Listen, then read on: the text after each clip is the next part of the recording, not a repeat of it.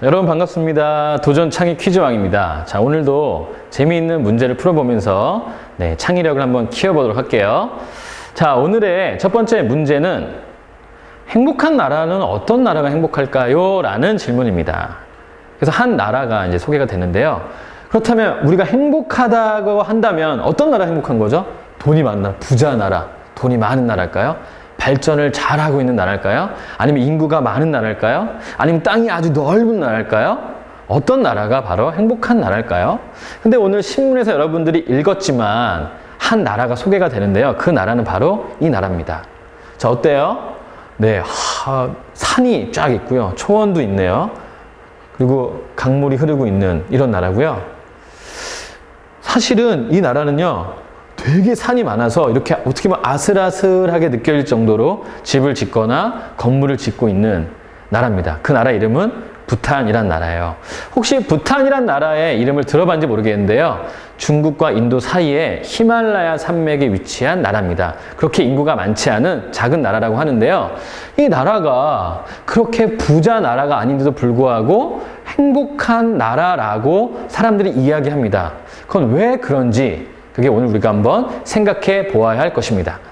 자, 이분이요. 아주 멋있게 생기셨어요. 저 깜짝 놀랐습니다, 이분.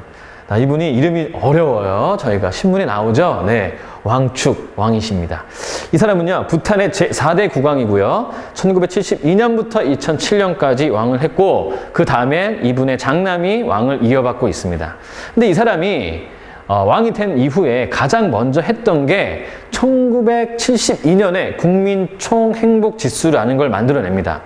자, 무슨 얘기냐면요. 왕이 된 이후에 어떻게 하면 우리 부탄에 있는 국민들을 잘 살게 할 수 있을까? 근데 부탄은요, 사실은 되게 지형이 험하고요. 그렇게 잘 사는 나라가 아니에요.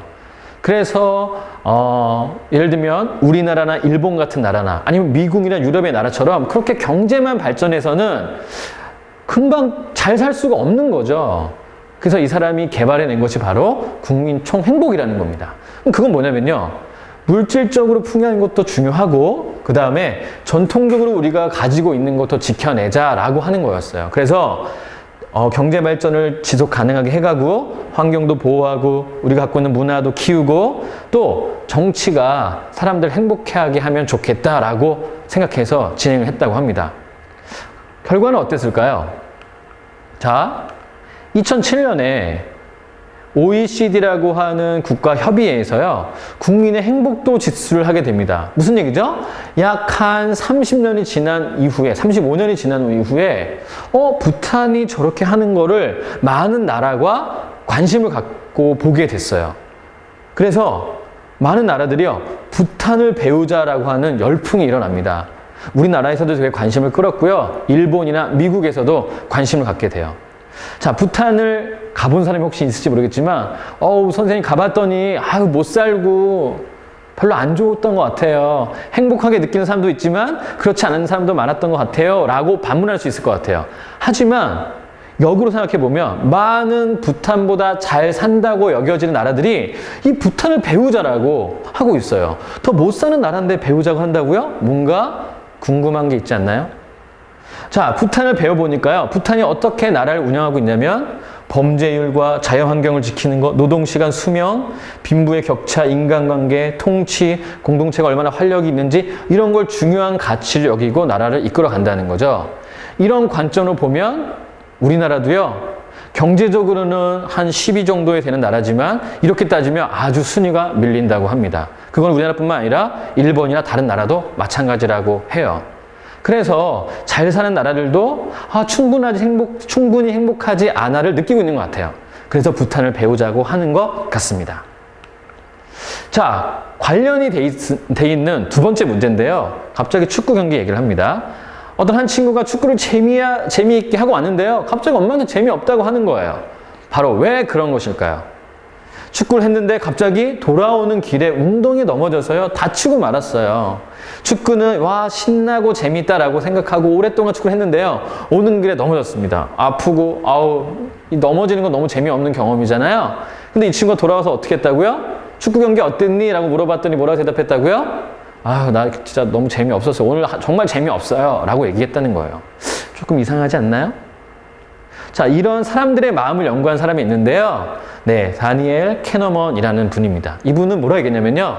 현재의 기초에서 과거를 해석한다 이렇게 얘기했어요. 좀 어려운 내용이죠. 쉬운 예를 들어볼게요. 이 선생님이 예인데요. 좋은 음악을 우리가 5분 동안 클래식 음악을 쫙 들었습니다. 근데 마지막 한 10초 정도 아주 작은 시간 동안 끼익 하는 잡음이 일어났어요. 그러면 이 음악을 들었던 이 시간을 사람들은 좋은 시간으로 기억할까요? 나쁜 시간으로 기억할까요? 대부분의 사람들은 안 좋은 시간으로 기억했다는 거예요.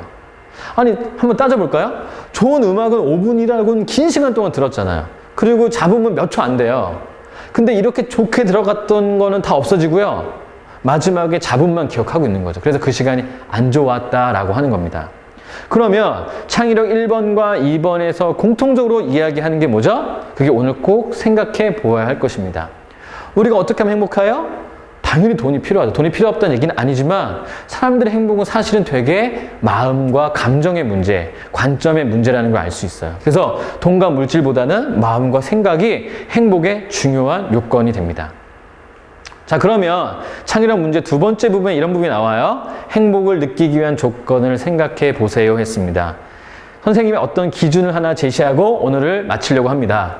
자, 행복의 조건이요. 내가 돈이 많아. 여기면 행복하냐 이거죠. 그렇지 않다는 거죠. 사람들의 생각과 정신도 중요하고요. 내 이웃의, 내가 친한 친구의, 우리 사회가 어떤 모습인지 되게 중요하다는 거예요. 그래서 꼭 내가 성공하고 돈 많이 번 것만 행복으로 생각하면 실제로 그걸 얻었을 때 그렇게 행복하지 않을 수 있습니다. 그래서 우리는 어떻게 해야 되죠? 맞아요. 여기서 생각했다면 이쪽에 있는 부분을 다 한번 고려해 봐야 합니다. 그렇게 할 수 있는 생각들을, 그런 아이디어를 모아보는 기회가 되었으면 좋겠습니다. 자, 오늘 여기까지 하겠습니다. 고맙습니다.